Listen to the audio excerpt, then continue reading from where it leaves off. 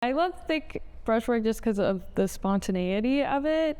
It really moves in ways it's hard to control, and I think that is reflective of life with chronic pain sometimes. It's hard to totally control it.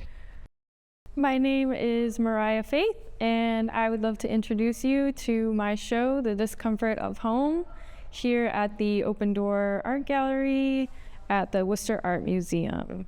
When I was around 12 years old, I started experiencing debilitating pain episodes that often left me bedbound. And because I was so young, a lot of kids my age, or just peers in general, didn't understand what I was going through.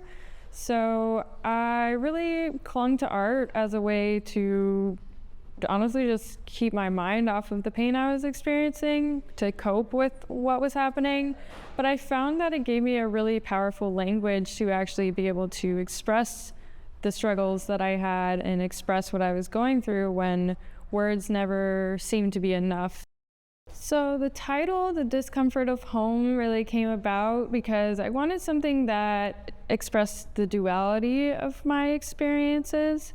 I really wanted to explore the moments in time where a place of comfort can take on different feelings of maybe more oppression, can feel more like a cage. Instead of comfort, it can take on more isolating feelings. So I really wanted a title that kind of conveyed both of those things together. So a painting that I think really highlights a lot of the themes I was exploring is Times I Wanted to Disappear is the title. And it really discusses kind of the overwhelming aspects of domestic spaces and how they can kind of consume you. That painting in particular came from a specific moment in time where I was laying on my couch, I was in pain, and I just wished so bad that I could just be swallowed by the couch and to just disappear completely, and it would solve all my problems. And I actually took this moment and I wanted to make it large. It was a small moment that was difficult and maybe I didn't want anyone to see it, but I really took it and made it a large painting just to kind of show myself that I'm still here and I can take up space. It's okay that I take up space. I don't need to disappear or make myself smaller. So the impasto, the thick brushwork, really came about just from my love of paint. I really loved just smushing it around.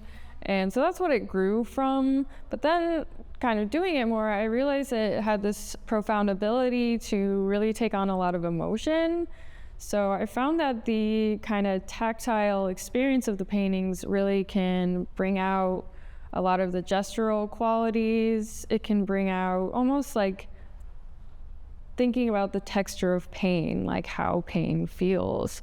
I think that because the work is fairly dark, that people think maybe it's sad, but I don't see it that way because when I look at my work, they're so large, they take so many hours. I just consider that all of those hours I was well enough to paint. So it's kind of inspiring to me when I look at them. I see a combination of hours that I was well enough to work in the studio and I was able to create something that is fairly impactful.